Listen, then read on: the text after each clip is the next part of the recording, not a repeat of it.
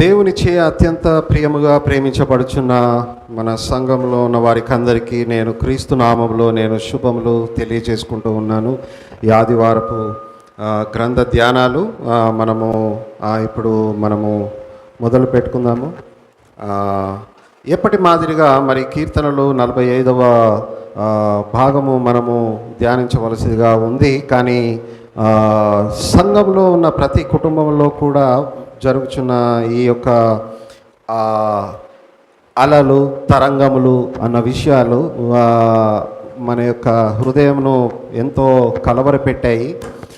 కాబట్టి ఈ విషయంలో కొంచెం బ్రేక్ తీసుకొని Psalms 45 మీద బ్రేక్ తీసుకొని మనకందరికీ మరి దేవుడు మనకు చేసిన మేలులను తలంచుకొని this is the time to consider our ways, and this is the time to again come back to our convictions and commitments. ఏమి నా దగ్గర దేవుడు ఆశించేది, నా దగ్గర ఏ విధంగా నాలో కొరత ఉన్నది అనేది మనము జ్ఞాపకం చేసుకోవాలి. కాబట్టి ఆ యొక్క దేవుడు శ్రమలు మనకి శ్రమ పెట్టినప్పుడు మరి తండ్రి శిక్షింపని కుమారుడు ఎవడు అని మనకు లేఖనాలు చెప్తా ఉన్నాయి. కాబట్టి మరి దేవుడు ఒకవేళ మనకి శ్రమ పెడితే మరి నీ హృదయాన్ని కఠినపరచుకోవద్దు అని చెప్తా ఉంది. ఆ విషయాలు మనం మరలా ధ్యానం చేసి మరి ఇంకొక విషయం ఏమిటి అంటే మన సంఘంలో దేవుడు ప్రతి ఒక్కరికి మనకి సహాయము చేశాడు. మరి నిన్న కూడా గత నెల రోజులుగా బాధపడుతూ ఉండగా మన సిస్టర్ సాగరిక గారు మరి తన విషయంలో దేవుడు నిన్న ఎంతో సహాయం చేశాడు. ఎంతో మెడికల్ కాంప్లెక్సిటీస్ ఉన్నాయి, మెడిసిన్ అలర్జీస్ ఉన్నాయి. వాటన్నిటి విషయాలలో కూడా అసలు ఏ ఆల్టర్నేటివ్ లేదు. ఉన్న ఒక చాయిస్లో 50% రిస్క్ అని చెప్పి అది ఆ విషయంలో అయినా కానీ దేవుడు మరి ఎంతో సహాయం చేశాడు దేవుడు నిన్న. సో ఈరోజు మన వాక్యము చదువుకునే ఉద్దేశం ఏమిటి అంటే దేవుడు శ్రమలు పెట్టడంలో మరి మనకు ఎంత నొప్పిగా ఉంటుంది, మరి ఆ నొప్పిలో కూడా మనము విశ్వాసముగా ఉండాలి. తర్వాత దేవుని పట్ల మన వైఖరి మార్చుకోకూడదు అన్నది ఒకటైతే, రెండవ కోణము ఏమిటి అంటే మనము దేవునికి వందనాలు చెల్లించబద్ధులమై ఉన్నాము అనే విషయం కూడా మనము గ్రహించాలి. ఎందుకంటే అత్యద్భుతంగా దేవుడు మనకి సహాయం చేశాడు. అది ఎప్పటికీ ఊహించలేని మేలు చేశాడు అని మనము తలంచి మనము దేవునికి వందనాలు చెల్లించబద్ధులమై ఉన్నాము. సో అదే కోణంగా అదే పరిధిలో మనము ఈ వాక్య భాగము మనం చదువుకుందాము. ఇంతకుముందు చదివిన వాక్య భాగమే మత్తయి 15వ అధ్యాయము మరి 21 నుంచి మనము చదివితే, యేసు అక్కడ నుండి బయలుదేరి తూరు సీదోనుల ప్రాంతము వెళ్ళగా, మరి ఆ తూరు సీదోనుల ప్రాంతము అనేది అన్యులకు సంబంధించిన ప్రాంతంగా ఇశ్రాయేలీలో మరి కాకుండా మరి తూరు సీదోను, టైర్ అండ్ సైడన్ మరి ఆ ప్రాంతం అంతా అన్యులకు సంబంధించిన ప్రాంతముగా ఉన్నది. ఇదిగో ఆ ప్రాంతముల నుండి ఒక కనాను స్త్రీ ఒకతే అంటే తనతో ఎవరు లేరు, వెంబడి లేరు, తను పడుతున్న కష్టం ఒకతే అనుభవిస్తున్నట్టుగా మనం చూస్తూ ఉన్నాము. కనాను స్త్రీ ఒకతే వచ్చి ప్రభువా అని అడ్రస్ చేసింది. తను లార్డ్ అని అడ్రస్ చేసింది. ప్రభువా అని తను గుర్తెరిగింది. ప్రభువా, దావీదు కుమారుడా. ఇది కూడా ఎంతో హర్షించదగ్గ విషయము. మరి అన్యురాలై ఉండి ప్రభువా అని గుర్తించి మరి దావీదు కుమారుడా, the son of David, O Lord son of David అని గుర్తించి మరి దావీదు కుమారుడా నన్ను కరుణింపుము అని అక్కడ గోజాడుకుంటుంది. నన్ను కరుణింపుమని. నా కుమార్తె దయ్యము పట్టి బహు బాధపడుచున్నదని కేకలు వేసాను, బిగ్గరగా అరిచింది. చిన్నగా మనము అప్పుడప్పుడు చిన్నగా మనం చేసుకునే ప్రార్థన కాదు. ఇక్కడ నొప్పి భరించకపోతే ఒక ముళ్ళు గట్టిగా కూర్చుకుంటే ఎంత భరిస్తుందో మరి ఆ బాధపడిన వ్యక్తికే తెలుస్తుంది. The bitterness, no one can share one's own bitterness. నాకు ఉన్న చేదు నీకు ఎంత చెప్పినా పక్క వాళ్ళకు అర్థం కాదు, పక్క వాడుకున్న చేదు ఎంత చెప్పినా నాకు అర్థం కాదు. It is late by God. And కేకలు వేసెను, బహు బాధపడుచున్నదని కేకలు వేసెను. అందుకు ఆమెతో ఒక్క మాట అయినను చెప్పలేదు. ఇక్కడ మనము ధ్యానం చేయాలి. Right, call unto me and I will answer unto you అని అన్నాడు. మీరు నాకు మొరపెట్టండి, ఆపత్కాలం మందు మీరు నాకు మొరపెట్టండి, నేను నీకు ఉత్తరం ఇచ్చేదను అని మనకు వాగ్దానం ఉన్నా కూడా మరి ఇక్కడ ఒక్క మాట అయినను చెప్పలేదు అని ఇక్కడ మనం చదువుకుంటున్నాం. ఒక్క మాట కూడా చెప్పలేదు అని అంటే అక్కడ అదే చాలా పెయిన్ఫుల్గా ఉంటుంది. ఇది మనం చాలా డీటెయిల్గా మరి సామ్ 44లో కూడా మనం చదువుకున్నాము. అక్కడ మరి దేవుడు సహాయానికి రాలేదు, మేము మా త్రోవలు మీరకున్నాను, మేము మీ నిబంధన పాటించి నీకు ద్రోహం చేయకున్నా కూడా మమ్మల్ని ఎందుకు విడనాడే దేవా అని మరి అక్కడ మరి కీర్తనలు 44లో ఉన్న సంఘం అంతా కలిసి ప్రార్థన చేసినా కూడా అక్కడ జవాబు అక్కడ రాలేదు. ఆ విషయాలు మనం చాలా డీటెయిల్గా మనము మెడిటేట్ చేసాము. కానీ ఇక్కడ చూడండి, ఈ ఒక్క తన వ్యక్తిగత కుటుంబ విషయమై ఉన్నది. మరి తన కుమార్తె దయ్యముతో పట్టి పీడింపబడుతుంది. మరి ఆమె వచ్చి యేసయ్యని ప్రభువా అని సంబోధించటం అంటే తను క్రీస్తులో విశ్వాసం ఉంచింది. తర్వాత థౌ సన్ ఆఫ్ డేవిడ్ అంటే యేసు ప్రభు వారు ఎక్కడి నుండి వచ్చారు, తన సోర్స్ ఏంటి, పైనుండి అతను పైవాడేంటి, పైనుండి వచ్చినవాడు, దావీదు సంతానము నుంచి వచ్చినవాడు అన్నప్పుడు ఓల్డ్ టెస్టిమెంట్లో ఉన్న విషయాలన్నీ కూడా తనకు తెలిసే ఉన్నవని నేను అనుకుంటున్నాను. మరి సన్ ఆఫ్ డేవిడ్ అని చెప్పి మరి అందుకు ఆమెతో ఒక్క మాట అయినను పలకలేదు. మనకు ప్రార్థన చేసినప్పుడు మనకు ఇక్కడ జవాబు రాకపోతే దేవుని మీద నింద వేసేవాళ్ళు ఎంతోమంది అమ్మా. నేను ప్రార్థన చేసినా ఎందుకు రాలేదు, నేను నీ కోసమే వచ్చిన, నా బ్రతుకు ఇట్లా అయిపోయింది అని దేవుని మీద నిందలు వేసి దేవుని మీద పూర్తిగా నన్ను మోసం చేసావు, నన్ను పూర్తిగా నన్ను బీట్రే చేసావు, నీ వాగ్దానాలన్నీ ఏమయ్యాయి అనుకుంటూనే పూర్తిగా దేవునికి వెన్ను తిరిగే అవకాశము మనకు చాలా ఉంటుంది. ఎందుకంటే మనము భరించలేనంత నొప్పి అనేది ఉంటుంది. ప్రతి శ్రమలో నొప్పి ఉంటుంది. ప్రతి శ్రమలో అమ్మా అని కేకలు పెడతాము. ఇది భౌతికంగా శారీరకంగా అది కిడ్నీ స్టోన్ అయినా కావచ్చు, లేకపోతే ఇంకా వేరే ఏ విషయమైనా కావచ్చు అని అక్కడ వచ్చే పెయిన్ తోటి ఆ పెయిన్ దేవుడు కలగ చేసినప్పుడు అది ఆత్మీయంగా నొప్పైనా కావచ్చు.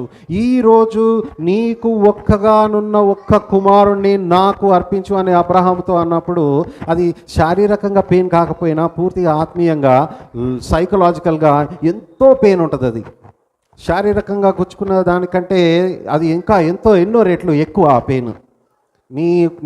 నీ ప్రియ కుమారుడు ఒక్కగానొక్క కొడుకును నాకు బలి అర్పించాలి అని అబ్రహామును కోరాడు దేవుడు. మరి అక్కడ నుంచి మరి దేవుడు మళ్ళీ ఆల్టర్నేటివ్స్ ఏమీ ఇవ్వలేదు అబ్రహాముకి, వేరే ఆల్టర్నేటివ్స్ ఇవ్వలేదు. అప్పుడు ఎంత పెయిన్ఫుల్ ఉంటుంది. ఆ పెయిన్లో మనము భరించకుండా దేవునిని త్రోసేసే పాసిబిలిటీస్ చాలా 90% ప్రాబబిలిటీస్ ఉంటాయి మనలో ప్రతి ఒక్కరికి. అక్కడ మనము సంయమనం పాటించాలి.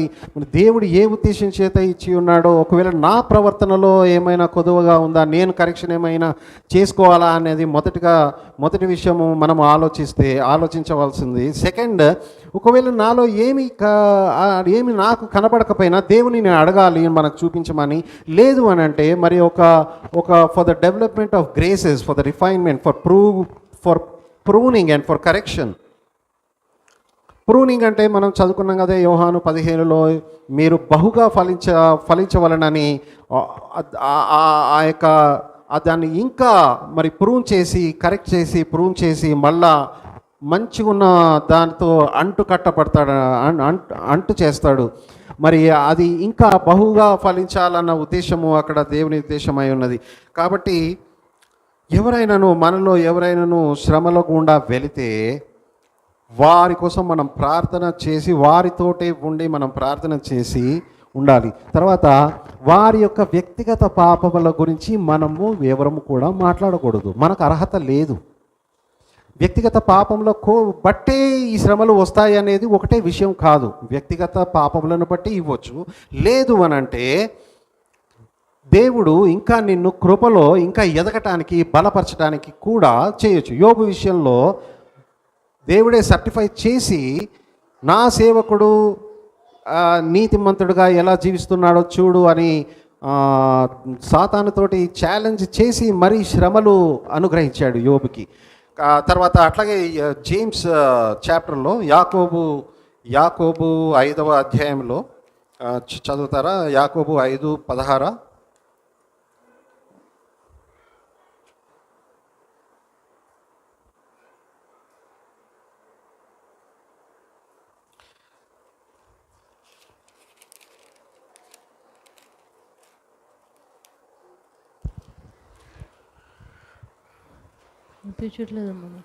పదహారు 15 నుంచి చదువుతాను. విశ్వాస సహితమైన ప్రార్థన ఆ రోగిని స్వస్థపరచును, ప్రభువు అతని లేపును, అతడు పాపములు చేసిన వాడైతే పాప క్షమాపణ నొందును. మొదటిది ఏంది? 15వ వచనంలో ఏమైంది? విశ్వాస సహితమైన ప్రార్థన ఆ రోగిని స్వస్థపరచును. తర్వాత ఏమైంది? ఒకవేళ పాపము చేసిన వాడైతే పాప క్షమాపణ నొందును. ఇప్పుడు సెకండ్ సెంటెన్స్, ఫస్ట్ ఒక sentence, second half of the సెంటెన్స్ని బట్టి ఫస్ట్ హాఫ్ ఆఫ్ ద సెంటెన్స్ని ఏం కంక్లూడ్ చేస్తాము? అర్థమవుతుందా question? Second half of the sentence ఏముంది? పాపములు చేసిన వాడైతే అతడు పాపం చేసిన వాడైతే, అంటే ఒకవేళ పాపం చేసిన వాడు కాకపోయినా ఏమొస్తుంది? పాపము చేసిన వాడు కాకపోయినా రోగము వస్తుంది అనేది గ్రహించాలి. నువ్వు పాపము చేసినా చేయకపోయినా రోగము వస్తుంది అని గ్రహించాను. నువ్వు పాపం చేస్తేనే వచ్చింది అనేది యోబుతో కూడిన వాళ్ళు ఎదురుగా ఉన్నవారు ఎవరు? ఎలీఫస్, తర్వాత ఇంకో టెమనైట్, వీళ్ళందరూ ఉండి నువ్వు పాపం చేసావు, నీలో తప్పులు ఉన్నాయి కాబట్టి నువ్వు సరి చేసుకో అని యోబుకి రాంగ్ అండర్స్టాండింగ్ ఇచ్చారు. పాపము చేస్తే కూడా రోగం రావచ్చు, చేయకపోయినా కూడా రోగం రావచ్చు. ఒకవేళ పాపము చేసిన వాడు అయితే అని ఉంది, ఒకవేళ అంటే చేయకపోయినా కూడా రోగము వచ్చే పాసిబిలిటీ ఉంది. కాబట్టి పాపము చేసిన వాడైతే పాప క్షమాపణ నొందును. Then call for the elders, 13th verse. Is there anyone among you suffering? Let him pray. Is there anyone of you suffering? That is why ఇప్పుడు మనం హాస్పిటల్లో మన సిస్టర్ అక్కడ ఉండగా మనం ఎక్కడ ఉన్న వాళ్ళము అక్కడే మనం సంఘముగా కూడి ప్రార్థన చేసాం. ట్రావెలింగ్లో ఉన్నప్పుడు మనము చేసాము. తర్వాత అట్లాగని చెప్పేసి ఇప్పుడు నేను ప్రార్థన చేశాను కాబట్టే అతిశయం ఎట్లా ఉంటుంది కదా, నేను ప్రార్థన చేశాను కాబట్టే దేవుడు మిమ్మల్ని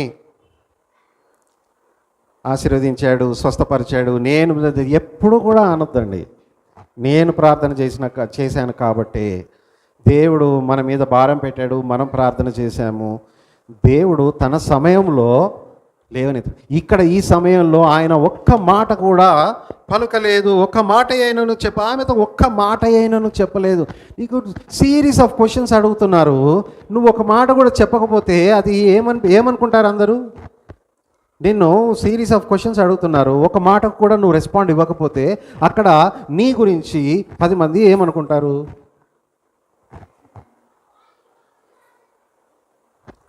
యు ఆర్ ప్రౌడ్ కదా, you are just not caring about it. You are proud, తల బిరుసుతనము ఉంది ఈయనకు అని నీతోటే మాట్లాడుతున్నా, ఏం రెస్పాన్స్ లేదేంటి అని అందరూ అట్లా అనుకుంటారు. ఒక్క మాట కూడా మరి చెప్పలేదు. మరి అయినా కానీ మరి ఇక్కడ ఎందుకు చెప్పలేదు అన్న విషయం మరి మనం తర్వాత ఆలోచిద్దాము. దేవుని ఉద్దేశాలు మన ఉద్దేశాల వంటివి కావు. మన ఆలోచనలు దేవుని ఆలోచనలు వేరు. మనం ఒక విధంగా ఆలోచిస్తాము, దేవుడు అందరినీ ఈక్వల్గా చూడట్లేదు. నెక్స్ట్ చూడండి, తర్వాత నెక్స్ట్ ఏంటి?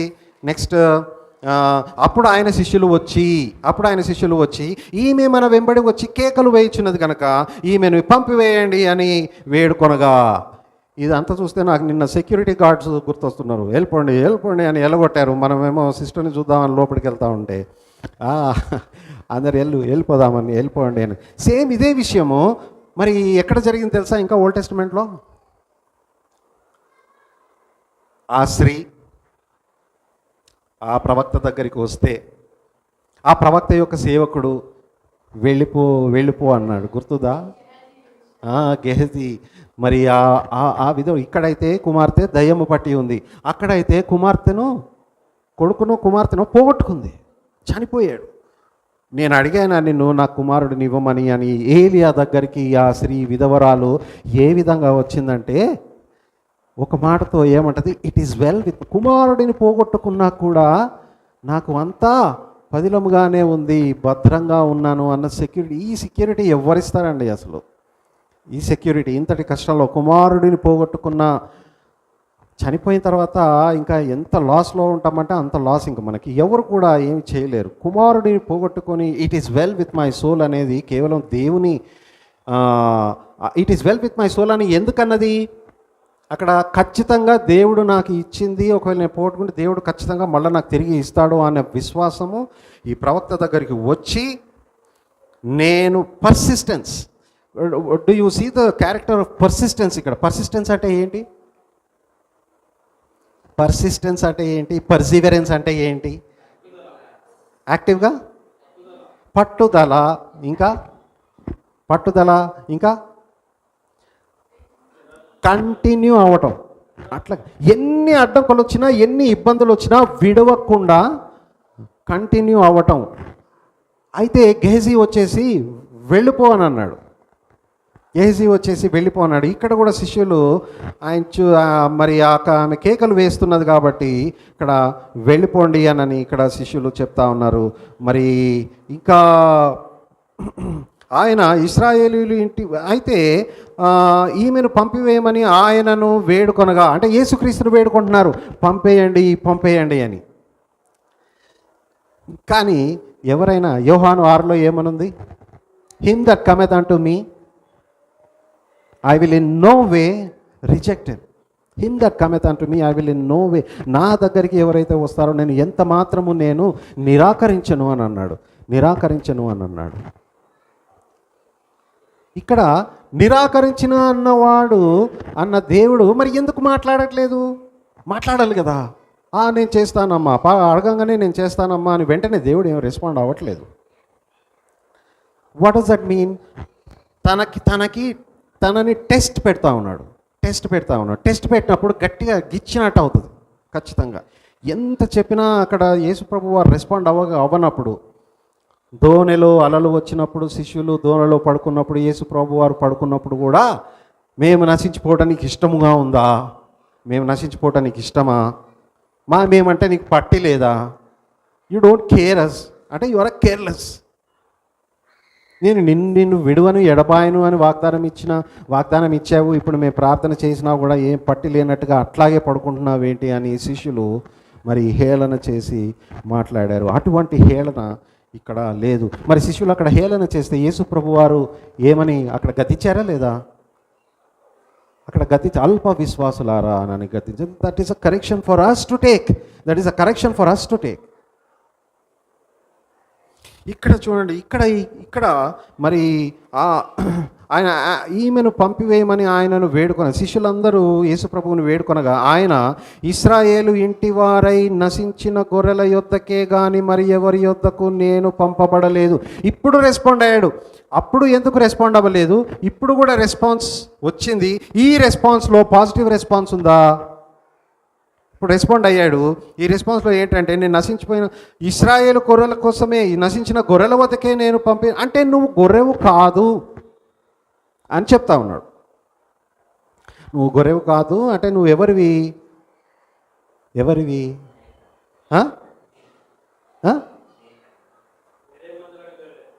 ఏం బ్రదర్, మేలా? గొర్రె కాకపోతే మేక అంటున్నావా? లేదా అట్లా కాదు. తను ఇజ్రాయేలైట్ కాదు కదా, అది తర్వాత ఇశ్రాయేలుకు సంబంధించిన వ్యక్తి కాదు, తూరు సీదోనుల నుంచి వచ్చింది.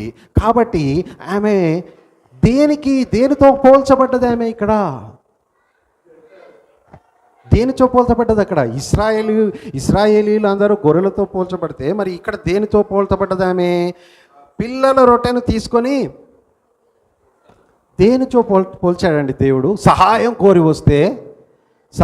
కోరి వచ్చిన ఆమెని నేను పిల్లల రొట్టెని తీసి నేను కుక్కలకు వేయను అంటే ఎంత ఆఫెండింగ్ ఉంటుంది, అది ఎంత ఆఫెండింగ్ ఉంటుంది. హృదయం కాఠిన్యం చేసుకునే మాట కదా. పోరా కుక్క అన్నట్టుగా, లేకపోతే కుక్కతో పోల్చేసరికి అది ఎంత ఎంత అఫెండ్ అంటే యేసు ప్రభు వారు ఒక విధంగా ఆ టెస్ట్లో ఏమవుతుందంటే ఒక విధంగా వెళ్ళిపోవడానికే అన్నట్టుగా ఉంది. నువ్వు నా దగ్గరికి రాకు, నువ్వు వెళ్ళిపోవడానికే అన్నట్టుగా ఉంది అక్కడ. నేను పిల్లల రొట్టె కోసము నేను వచ్చాను, పిల్లల రొట్టెని తీసి నేను నీకెట్లా ఇవ్వాలి అని అంటే నా సీ హర్ రెస్పాన్స్, తన రెస్పాన్స్ ఎట్లా ఉంది. అవును నేను మీరన్నట్టే అని అంటుంది కదా, మీరు అన్నట్టే అంటుంది కదా. అక్కడ చదవండి. అయినను ఆమె వచ్చి ఆయనకు ప్రభువా నాకు సహాయము చేయమని అడిగాను. అందుకు ఆయన పిల్లల రొట్టెలు తీసుకుని కుక్క పిల్లలకు వేయుట యుక్తము కాదనెను. ఆమె నిజమే ప్రభువా, కుక్క పిల్లలు కూడా యజమానుల బల్ల మీద నుండి పడు ముక్కలు తినును గదా అని చెప్పాను. మరి ఆమె పూర్తిగా సరెండర్ చేసుకుంది. తనను ఏది అయినా కూడా దేవుని నుంచి నోటి నుంచి వచ్చి ప్రతి మాట అది నాకు సంబంధించింది, నాకు సమ్మతమే అన్నట్టుగా అక్కడ క్లియర్గా తను సరెండర్ అయిపోయింది అక్కడ. నిజమే ప్రభువా, కుక్క పిల్లలు కూడా తమ యజమానుల బల్ల మీద నుండి ముక్కలు తినును కదా. నేను అక్కడ గిచ్చినప్పుడు నొప్పి ఎంతోగానో భరించలేనంత నొప్పి వస్తుంది ఖచ్చితంగా, ప్రతి శ్రమలో వస్తుంది. అది భౌతికమైన శ్రమ, శారీరక శ్రమ కావచ్చు, లేకపోతే సైకలాజికల్గా శ్రమ కావచ్చు, లేకపోతే వేరే వాళ్ళు నిన్ను తక్కువ చూపు చూడొచ్చు. అది ఏ విధంగా శ్రమ ఎన్నో విధాలుగా ఉంటుంది, కానీ ఆ శ్రమలో మాత్రము నొప్పి అనేది ఉంటుంది. ఆ నొప్పి ఏంటిదంటే భరించలేని నొప్పి ఉంటుంది. ఆ భరించలేని నొప్పికి నువ్వు హాస్పిటల్ అంతా బిగ్గరగా కేకలు వేసి ఇంకా నాకు చాలు, నేను భరించలేను అన్నంతగా, నేను భరించలేను అన్నంతగా ఉంటుంది ఏమో. కానీ మనకి ఆ విశ్వాసంలో విశ్వాసులంగా మనము ఎలా ఉండాలి అంటే, దేవుడు నాకు ఆన్సర్ ఇవ్వకపోయినా నేను కంటిన్యూ అవుతాను, ఇంకను నేను దేవునిని కొనియాడేదను అన్నదే మనం అది గమనించాలి. మనము ఇంకా కంటిన్యూ అవ్వాలి. ఏ విధంగా కంటిన్యూ అవ్వచ్చు, ఇంతటి శ్రమలలో ఏ విధంగా కంటిన్యూ అవ్వచ్చు, మన దృక్కోణం మనం ఏ విధంగా ఉండాలి, ఎలా కంటిన్యూ అవ్వగలుగుతారు ఇంత శ్రమలలో. దేవుని వాగ్దానాలు ఇచ్చాడు. ఫస్ట్ అండ్ ఫార్మోస్ట్ దేవుడు వాగ్దానము నాకున్నది. ఆ వాగ్దానం కూడా కావున వీరందరూ కూడా వాగ్దాన ఫలము అనుభవింపకనే, కొందరు రంపంతో కోయబడి, కొందరు గుహలలో పరిగెత్తబడి, ఇవన్నీ ఉన్నాయి కదా. వాగ్దానాలు ఉన్నా కూడా వాగ్దాన ఫలము అనుభవింపకుండా మనము ఎలా కంటిన్యూ అవ్వగలుగుతాము? ఏంటిది మనకి కంటిన్యూ అవ్వడానికి? నీ రక్షణను బట్టి నీ హృదయం ఎక్కడుంటే, నీ ధనం ఎక్కడుంటే నీ హృదయం అక్కడే ఉంటుంది. నీ ధనము ఎక్కడుంటే నీ హృదయం అక్కడే ఉంటుంది. నీ ధనము ఒకవేళ నిజంగా యేసు ప్రభువారైతే శరీరము కృషించినా కూడా నేను వెంబడిస్తా. నా ధనము యేసుక్రీస్తు. కానీ నా ధనము, ఈ శరీరమే నా ధనము అయితే మాత్రము నేను అంతా ఎప్పుడో పోగొట్టుకున్నవాడిని. ఎందుకంటే ఈ శరీరము కృషిస్తుంది ఎప్పటికైనా. అట్లాగే నీ ధనము ఆస్తి, లేకపోతే నీ ధనము డబ్బే అయితే, ఒక విశ్వాసి తనకున్న ఆస్తి అంతా కూడా మరి పోగొట్టుకున్న తర్వాత కూడా, అరే ఎంత చేసినా ఇన్ని కోట్ల ఆస్తి పోగొట్టుకున్నా కూడా ఈయన ఇంకా దేవుని దగ్గరికి ఎందుకు ఇంకా దేవుని వెంబడిస్తున్నాడు అనేది అర్థం కాదు ఎవరికి, బయటి వ్యక్తులకు.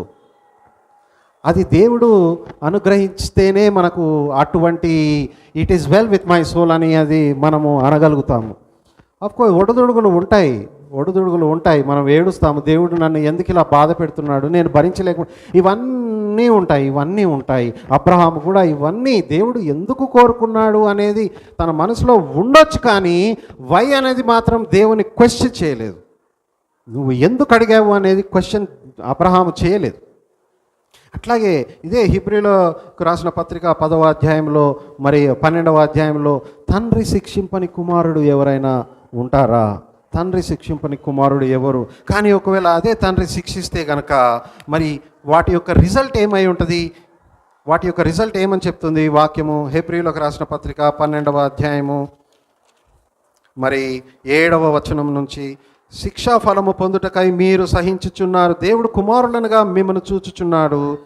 తండ్రి శిక్షింపని కుమారుడు ఎవరు? కుమారులైన వారందరూ కూడా, no exception. There is no son without suffering. There's only one son without sin. There's only one son without sin, but there's no son without suffering. All of them, including the Son of God, including Jesus. Everybody has gone through the suffering. మరి కుమారులైన వారందరూ శిక్షలో పాలు పొందుచున్నారు. మీరు పొందని ఎడల దుర్బీజులే కానీ కుమారులు car. మరి కిందికి ఇంకా వస్తే 11, మరియు ప్రస్తుతమందు సమస్త శిక్షయు దుఃఖకరముగా కనబడనే కానీ సంతోషకరముగా కనపడదు. అయినను దాని యందు అభ్యాసము కలిగిన వారికి అది నీతిను సమాధానకరమైన ఫలమును ఇచ్చును. అన్నీ పోగొట్టుకున్నా మనం కంటిన్యూ అవ్వడానికి ఒకటే, నాకు శరీరము పాడైపోయిందా, దేవుడు అనుగ్రహించిన రక్షణ నాకు ఉన్నది, ఇందులోనే నాకు నా ఆధారము, ఇందులోనే నా అష్యూరెన్స్. నేను సంపాదించుకున్న కోట్లన్నీ పోయాయా, అయినా కానీ దేవుడు అనుగ్రహించే రక్షణ నాకు ఉంది. రేపు మన దగ్గరి వాళ్ళు, ప్రియమైన వాళ్ళు ఒకవేళ లోకమును విడిచినా కానీ దేవుడు అనుగ్రహించిన రక్షణ నాకుంది. ఆ ప్రియులు విడిచి వెళ్ళిన ప్రియులు కూడా మరి ఆ మరణము క్రీస్తునందుకు దేవుని ఎదుట వారి మరణము ఎంతో ప్రెషియస్ అని చెప్తుంది. Precious in the sight of the Lord is the death of his saints అని కూడా చెప్తా ఉంది. కాబట్టి అక్కడ కూడా నాకు అష్యూరెన్స్ ఉంది. అందుకే మనం కంటిన్యూ అవ్వగలుగుతాము. కాబట్టి ఇక్కడ మరి మత్తయి 15 కదా, అయినను ఆమె వచ్చి తర్వాత ఏం చేసింది? కుక్క అంటే తను ఏం చేసింది? ఆయనని మ్రొక్కి, అక్కడ కుక్క అన్నాడు అంటే తను వచ్చి కాళ్ళు మొక్కింది. క్యాజువల్గా చదువుతామండి ఈ వాక్యం. మనం ఎంత క్యాజువల్గా చదువుతామంటే అక్కడ ఆమె ప్రతి క్షణం పడుతున్న బాధ మనము అర్థం చేసుకోవాలి. ఆయనను మ్రొక్కి, ప్రభువా నాకు సహాయం చేయమని, నాకు ఇంకా సహాయం చేయమని అడిగాను. అప్పుడు కూడా మరి అందుకు ఆయన పిల్లల రొట్టె తీసుకొని కుక్క పిల్లలకు వేయుట యుక్తము కాదని డాక్టరినల్గా మనం మాట్లాడట్లేదు. ఇప్పుడు మనము ప్రేయర్ సఫరింగ్లో మనం ఏ విధంగా మన రెస్పాన్స్ ఉండాలి అనేది మనం చెప్తా ఉన్నాం. How is she still a sheep of God అనేది, that's all a doctrinal thing that we can discuss at some other time. But పిల్లల రొట్టె తీసుకొని కుక్క పిల్లలకు వేయట యుక్తం కాదని చెప్పగా, మరి నిజమే ప్రభువా, కుక్క పిల్లలు కూడా తమ యజమానుల బల్ల మీద నుండి పడు ముక్కలను తినును కదా అని చెప్పాను. అందుకు యేసు, అమ్మ నీ విశ్వాసము గొప్పది. కాబట్టి మనము విశ్వాసంలో సన్నగిల్లొద్దు, విశ్వాసంలో కంటిన్యూ అవ్వాలి. నీవు కోరినట్టే నీకు అవునుగాక అని ఆమెతో చెప్పాను. ఆ ఘడియలోనే ఆమె కుమార్తె స్వస్థత నొందింది. కాబట్టి ఇదే విషయము మరి మనము ఇంకొక విషయము ఆలోచిస్తే, మరి నువ్వు ఒక్కడివే ఉన్నావేమో, సరే నీకు మరి అందరు బ్రదర్స్ అండ్ సిస్టర్స్ చుట్టూ ఉన్నా ఇంకా నీకు తృప్తి లేకపోయినా ఒక్క విషయం అయితే నమ్మాలి. ఏంటిది అని అంటే, దేవుడు నిన్ను ప్రతి క్షణం నిన్ను చూస్తున్నాడు, వింటున్నాడు అన్న విషయం మనము గుర్తుపెట్టుకోవాలి. హాగరు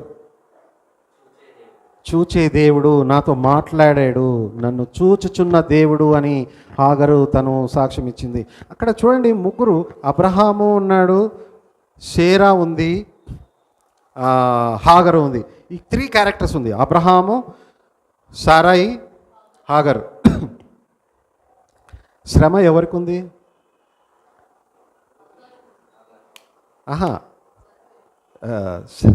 శ్రమ అంటే అసలు వాగ్దానం ఎవరికిచ్చారు? శారాకి వాగ్దానం ఇచ్చారు. వాగ్దానం ఇచ్చినప్పుడు ఆ వాగ్దానం మీద మరి వీళ్ళు నమ్మారు, కానీ అది ఇంకా రావట్లేదు అని చెప్పి విశ్వాసంలో సన్నగిల్లిపోయింది కదా. ఏమైంది? అబ్రహాంతో పిలిపించి మనకు అబ్రహాముది సంగతి ఏంటి? అబ్రహాం 15 అంటున్నా. ఆదికాండం 15వ అధ్యాయంలోనే దేవుడు అబ్రహామును చేయబట్టి పిలిచి ఆకాశ నక్షత్రములు ఎలాగున్నాయో నీకు అట్ల వంటి ఈ సంతానం కలుగజేస్తానన్నాడు. అప్పుడు దానికి ముందు అబ్రహాం ఏమన్నాడు? నా ఇంట్లో నా సేవకుడే ఇక నా ఆస్తికి అంత వారసుడు అవుతాడేమో అని అంటే, అట్లా కాదు మరి అవుతారు కాదు కాదు నీకు నేను గర్భఫలం ఇస్తాను అని దేవుడే స్వయంగా వాగ్దానము ఇచ్చి నువ్వు ఆకాశ నక్షత్రములు లెక్క పెట్టగలిగితే నీ సంతానాన్ని కూడా లెక్క పెట్టగలుగుతావు అన్నవాడు. దేవుడికి అబ్రహాముకి మధ్యలో కమ్యూనికేషన్ జరిగింది, వాగ్దానం ఇచ్చాడు. అబ్రహాము వెయిట్ చేయాలి. 15వ అధ్యాయము ఆదికాండము. 16వ అధ్యాయంలో శారా ఏమంది?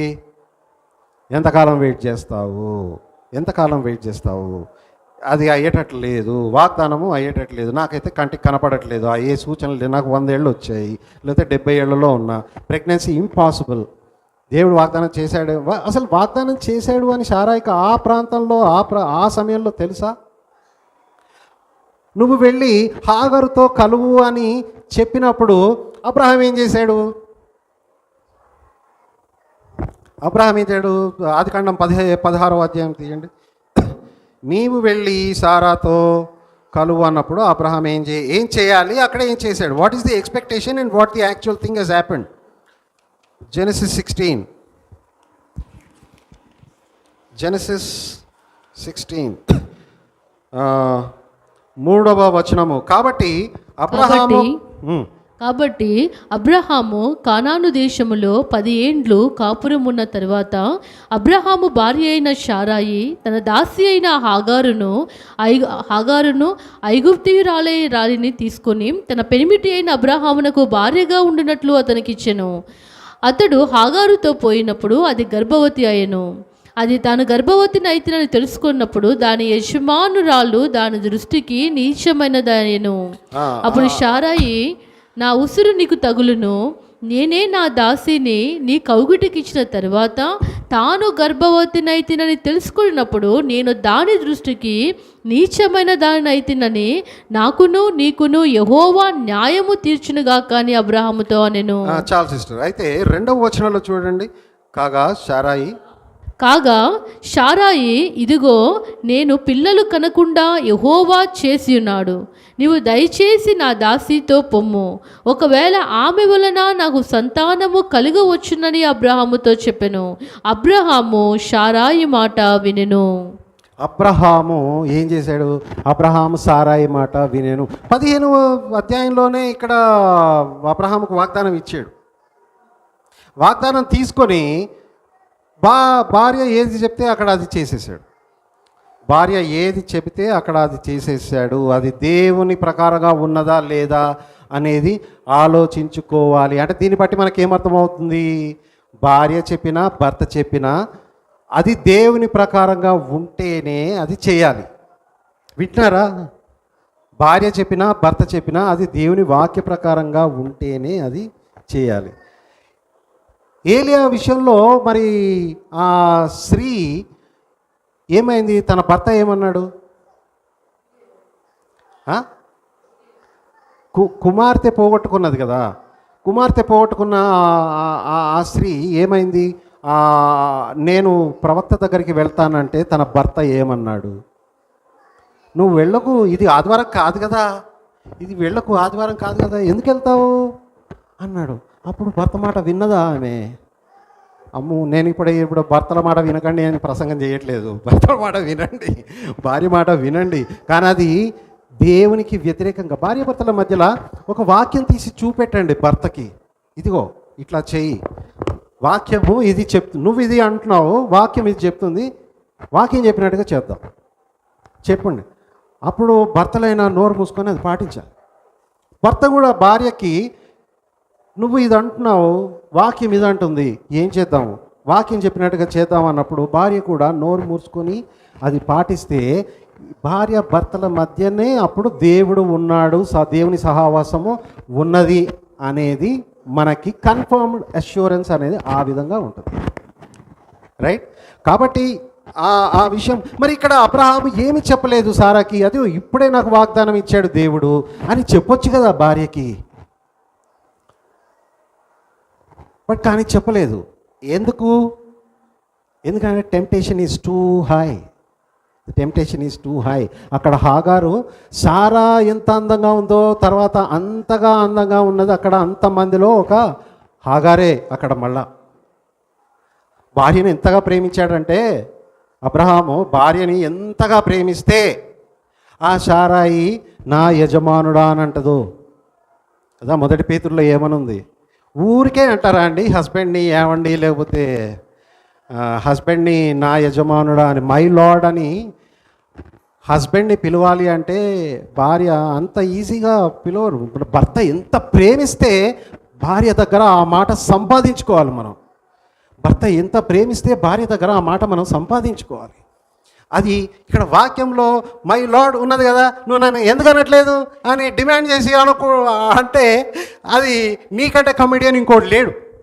నీకంటే కమెడియన్ ఇంకోటి లేడు. చెప్తున్నా సీరియస్గా, నీకంటే కమెడియన్ ఇంకోటి లేడు. అక్కడ అబ్రహాం అక్కడ సారాయిని మై లార్డ్ అన్నది కాబట్టి నువ్వు కూడా నన్ను డిమాండ్ నడవదమ్మా. డిమాండ్ నడవదు. You cannot demand in family.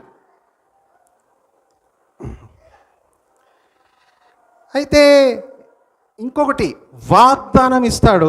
ఆ వాగ్దానానికి వ్యతిరేకంగా దేవుడు వెళ్తా ఉన్నాడు. ఇక్కడ దేవుడు వాగ్దానం ఇస్తాడు, ఆ వాగ్దానానికి వ్యతిరేకంగా వెళ్తాడు. వాగ్దానం ఏమి ఇచ్చాడు? మీకు పిల్లల్ని ఇస్తా అన్నాడు. పిల్లలను ఇవ్వకుండా 100 ఏళ్ల దాకా అట్లాగే ఉన్నాడు వాగ్దానానికి వ్యతిరేకంగా. తర్వాత నీకు ఐగుప్తులో నుంచి నా ప్రజలందరినీ తీసుకురా అన్నాడు. మోషే తీసుకొచ్చాడు. మధ్యలో ఎర్ర సముద్రం వచ్చేసింది. ఎట్లా తీసుకెళ్తాడు? వాగ్దానానికి వ్యతిరేకంగా. ఇంకా అయిపోయింది మన బ్రతుకులు. ఫరో వాళ్ళ సైన్యంలో మనం హరం అయిపోతామని చెప్పి అన్న సమయంలో దేవుడు అద్భుతంగా అక్కడ ఎర్ర సముద్రాన్ని చీల్చేశాడు. వాగ్దానాలకి వ్యతిరేకంగా ఉంటాయి. అప్పుడు మనం కలవరపడదు. ఇంకా వాగ్దానంలోనే నమ్మాలి. కాబట్టి ఇక్కడ ఎవరి రోల్లో వాళ్ళు ఉండాలి. అబ్రహాము, హాగారు, సారాయి ఏం చేసింది? వాగ్దానం లేట్ అవుతుందని చెప్పి తన స్థానంలో నుంచి తప్పిపోయి భర్తని అటెంప్ట్ చేసింది కదా. అట్లాగే ఆదాము, అవ్వ ఉన్నాడు. అవ్వ ఏం చేసింది? తన స్థానంలో నుంచి తప్పిపోయి భర్తను టెంప్ట్ చేసింది. సారా ఏం చేసింది? తన స్థానంలో నుంచి పక్కకు తొలగిపోయి, తన స్థానం ఏంటి? తను దేవుడు ఇచ్చేంత వరకు నేను ఇట్లాగే ఉంటాను, పరిశుద్ధంగా ఉంటాను అని చెప్పేసి తర్వాత అబ్రహామును టెంప్ట్ చేసింది. అబ్రహాము టెంప్ట్ చేసిన తర్వాత అబ్రహాం స్థానంలో ఉన్నాడా? లేడు. అబ్రహాము తన భార్యను ఎంత ప్రేమించాడండి? ఒక్క ఇన్స్టెన్స్ చెప్తారా? అబ్రహాము తన భార్యని ఎంత ప్రేమించాడు? ఊరికే అనలేదు కదా మై లార్డ్ అని. ఒక్క ఇన్స్టెన్స్ చెప్తారా? తన భార్యను ప్రేమించిన ఇన్స్టెన్స్ ఎక్కడైనా?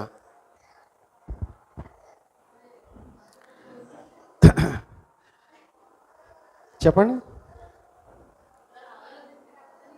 హాగారు అబీమెలెకు దగ్గర, ఫరో దగ్గర కాదు, అబీమెలెకు దగ్గర ఏం చెప్తాడు అంటే తన భార్య అంత అందగత్తే కాబట్టి ఈమె నా చెల్లెలు అని చెప్పుకుంటాడు. తన వల్లనే ఇంత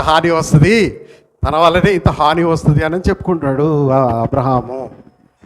కానీ దేవుని గురించి నేను నిన్ను అడ్డుకుంటే నువ్వు ఆగిపోయావు అబీమెలెకు అని అబ్రహాము భార్యను వేరే ప్రదేశంలో ఉంటే దేవుడు కాపాడాడు వాళ్ళను. అక్కడ దేవుడి గురించి అక్కడ ఏమవుతుంది మరి ఏమో. భార్యల విషయానికి వచ్చేసిన తర్వాత మరి నా భార్యను కూడా దేవుడు కాపాడతాడు, నా సంతానాన్ని కూడా దేవుడు కాపాడతాడు అన్న విశ్వాసము ఫాదర్ ఆఫ్ ఫెయిత్కి. అప్పుడు he still growing in faith. Abraham ఫెయిత్లో పర్ఫెక్షన్ ఇంకా రాలేదు. ఫెయిత్లో పర్ఫెక్షన్ ఎక్కడొచ్చేసింది?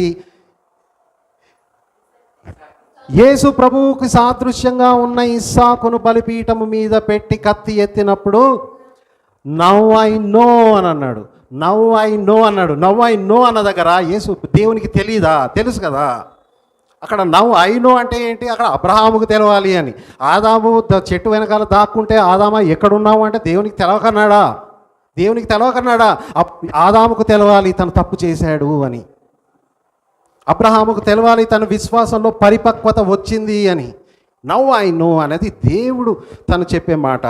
అట్లాగే ఇక్కడ మరి ఇంకొక ఇన్స్టెన్స్ కూడా చెప్పాలనుకున్నాను. నవ్ ఐ నో అన్నది సరే ఏ ఏ ఏ ఏ విషయమైనా కానీ ఇక్కడ మరి అబ్రహాము భార్యని అంతగా ప్రేమించాడు కాబట్టి సేరాయి కూడా అబ్రహామును అంతగా మరి లోబడి ఉన్నది. ఏది ఏమైనా మరి అబ్రహాం స్థానం కోల్పోయాడు, సారాయి తన స్థానాన్ని కోల్పోయింది. అంటే ఆ సఫరింగ్లో నుంచి పడిపోయింది, దేవునికి విశ్వాసంగా నిలబడలేదు, పడిపోయింది, సారాయి పడిపోయింది.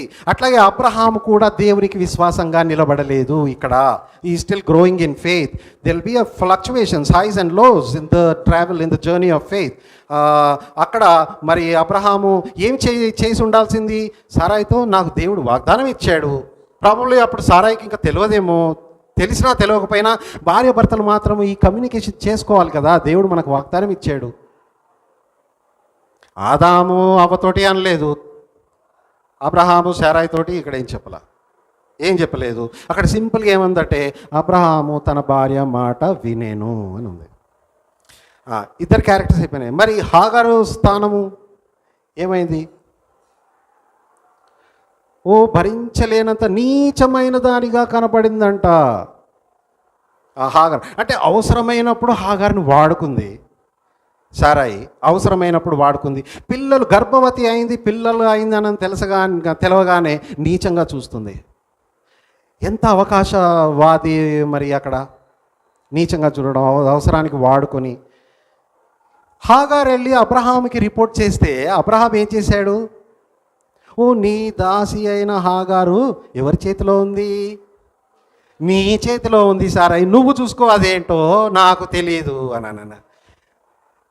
Wear is the headship? ఇంకా హెడ్షిప్ సంగతి ఇక్కడ నువ్వే సరిగ్గా లేవు. హెడ్షిప్ ఏమొస్తుంది ఇక్కడ?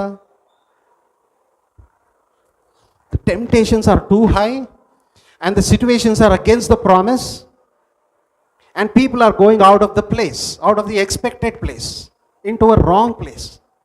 సారాయి తన ప్లేస్లో తాను ఉండాలి, అబ్రహాము తన ప్లేస్లో తాను ఉంటే హాగారు తన స్థానంలో తాను ఉండేది. హాగారును వాడుకున్నారు. ఇప్పుడు హాగారు ఏమవుతుంది? తాను నీచంగా తనని చూస్తుంది కాబట్టి ఈ హెరాస్మెంట్ నేను భరించలేను అని అక్కడ ఏమని ఉంది? పారిపోయాను అని ఉంది. అంటే శ్రమ వచ్చినప్పుడు పారిపోయింది. శ్రమ వచ్చింది హాగార్కి. శ్రమ రాగానే ఏమవుతుంది? పారిపోతే అప్పుడు దేవుడు ఏమంటున్నాడు పారిపోతే?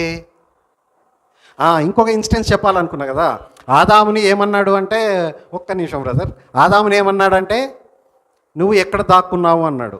అబ్రహాం విషయంలో నవ్ ఐ నో అని చెప్పాడు. ఇక్కడ హాగారు పారిపోతుంటే బ్రదర్ చెప్పండి ఇప్పుడు ఎక్కడ నుంచి వస్తున్నావు, ఎక్కడ నుంచి వెళుతున్నావు దేవుడికి తెలీదా? నువ్వేం చేస్తున్నావు దేవుడికి తెలీదా? The steps of a good man are ordered by the Lord. The steps of a good man are ordered by the Lord. I am not good. Even if you are not good, He knoweth my sitting down and my standing up. నేను కూర్చుండుట, నేను లేచి ఉండట నీకు ముందే తెలిసి ఉన్నది. ఇదిగో ఆలోచన నా తలపు నాకు రాక ముందే నీకు తెలిసే ఉన్నది. మరి దావీదు ఆ మెట్ల మీదికి వెళుతూ ఉంటే, పైన మేడ మీదకి వెళుతూ ఉంటే ఆహ్లాదకరమైన వాతావరణము, ఈ సెటప్ అంతా చేసింది దేవుడే కదా, కాదంటారా? ఈ సెటప్ అంతా పెట్టింది దేవుడే కదా. బాత్షీబా అక్కడ టెంప్టింగ్గా ఉండడానికి స్నానం చేయించేది ఆ సెటప్ అంతా కూడా. తినవద్దన్న చెట్టును అక్కడ పెట్టి కూడా తినకూడదన్న కండిషన్ ఇచ్చి ఆ టెంప్ట్ అయ్యేటట్లుగా అక్కడ పెట్టిన ట్రీ, ఇదంతా దేవుడి నిన్ను టెస్ట్ చేసి నిన్ను విశ్వాసంలో పరిపక్వత చేయడానికి. ఈ స్త్రీతోటి కూడా ఇక్కడ మౌనిగా ఉన్నాడు, ఏమీ చెప్పలేదు. He answered not a word. Very strong offending thing. He answered not a word. ఆ వేశ్యని కూడా అక్కడ ఉన్న వాళ్ళందరూ రాళ్లతో చంపినప్పుడు ఆ వేశ్య పరిగెత్తుకొని యేసు ప్రభు దగ్గరికి వస్తే మీలో ఎవరైతే పాపం చేయలేదో వారే మొదట రాయి ఎత్తాలి అని అన్నప్పుడు ఎవరు ఆ రాయి ఎత్తలేదు. ఎత్తిన తర్వాత ఏమని రాయబడింది? యేసు ప్రభు వారంటే నిన్ను కొట్టిన వాళ్ళు ఎక్కడున్నారు అని అంటారు. అప్పుడు లేరు, వాళ్ళందరూ వెళ్ళిపోయారంటే నేను కూడా నిన్ను కొట్టే అధికారం వాళ్ళకంటే ఎక్కువ నాకు ఉంది, వాళ్ళకి అసలు అర్హతే లేదు, నిన్ను కొట్టే అధికారం నాకు ఉంది, అయినా కూడా నేను నిన్ను కొట్టట్లేదు, నీ పాస్ట్ డీటెయిల్స్ కూడా నాకు అవసరం లేదు, నువ్వు వెళ్ళి ఇంకా నువ్వు పాపము చేయకు అంది. ఇక్కడ హాగారు స్థానం కూడా తప్పిపోయింది. ఏమిటి? పారిపోయింది. పారిపోతుంటే ఎక్కడి నుంచి వచ్చావు, ఎక్కడి నుంచి వెళ్తున్నావు అంటే అక్కడ హాగారుని ఏమని పిలుస్తాడు? సారాయి దాసి అయిన హాగారు. సింపుల్గా హాగారు అనలే, సారాయి దాసి అయిన హాగారు అంటే ఏమిటి? అక్కడ దేవుడు తన ప్లేస్ని, తన పొజిషన్ని గుర్తు చేస్తున్నాడు. తన పొజిషన్ని గుర్తు చేస్తున్నాడు. భార్య స్థానంలో ఉండాలి, భర్త స్థానంలో ఉండాలి, హాగారు స్థానంలో ఉండాలి. బానిస స్థానం కదా హాగర్ది, అన్యురాలు బానిసగా వచ్చింది, సారా దాసిగా ఉంటుంది, దాసి స్థానం దాసిగా ఉండాలి. ఎక్కడికి పారిపోతున్నావు, ఎక్కడి నుంచి వస్తున్నావు, ఎక్కడికి పారిపోతున్నావు అని చెప్పిన తర్వాత, ఇదిగో నా యజమానురాలైన సారాయి దగ్గర నుంచి నేను పారిపోతున్నానంటే అప్పుడు దేవుడు ఏమంటారు? నువ్వు మరలా ఎక్కడికి పోమన్నాడు? అదే దాస్యత్వంలోకి వెళ్ళమంటున్నాడే, అదే బానిసత్వంలోకి, అదే దాస్యత్వంలోకి వెళ్ళమంటాడు. ఎందుకంటే నీకు అసైన్డ్ పొజిషన్ అది. సారా కింద అడిగి ఉండు అని రాస్తుంది కదా ఇక్కడ, రైట్? 9వ వచనం, అప్పుడు యెహోవా దూత నీ యజమానురాలి యొద్దకు తిరిగి వెళ్ళి ఆమె చేతి కింద అణిగియుండుమని దానితో చెప్పెను. అంటే నువ్వు ఆ పెయిన్ తీసుకో అని అంటున్నాడు. కానీ నీ వంశం నీకు కూడా అదే టెంప్టేషన్ తోటి నీకు ఒక మార్గం కూడా చూపిస్తా అంటున్నాడు కదా. వాక్యం చెప్తుందా? నీకు టెంప్టేషన్ అనుగ్రహించినప్పుడు నువ్వు భరించలేని దానికంటే అంతకంటే ఎక్కువగా అనుగ్రహించాడు, కానీ అందులో నుంచి బయటపడేటట్లు నీకు ఒక మార్గమును కూడా ఏర్పాటు చేస్తాడు అని వాక్యం సెలవిస్తుంది కదా. ఇక్కడ ఏ మార్గం ఇచ్చాడు? పైకి వెళ్ళండి, కిందికి వెళ్ళండి, 11th verse, ఇదే కింద 10వ వచనం. మరియు యెహోవా దూత నీ సంతానమును నిశ్చయముగా విస్తరింపజేసేదను, అది లెక్కింప వీలు లేనంతగా విస్తారమౌనని దానితో చెప్పెను. మరియు యెహోవా దూత, ఇదిగో యెహోవా నీ మొరను వినెను, నీవు గర్భవతి అయి ఉన్నావు, నీవు కుమారుని కని అతనికి ఇష్మాయేలని పేరు పెట్టుదువు. అక్కడ సఫర్ అయ్యేది హాగారు మొర దేవుడు విన్నాడు. ఇప్పుడు హాగారు మొర దేవుడు విన్నాడు. అది నువ్వు చూజన్ ఇజ్రాయేలా, ఎలెక్టా కాదా అనేది అక్కడ ఏమీ డిస్కషన్కి రావట్లేదు. అందుకే మనము ఎప్పుడైనా కానీ దేవుని కృప మనం పొందుకోవాలంటే please don't think about whether you are an elect or a రెప్రబేట్.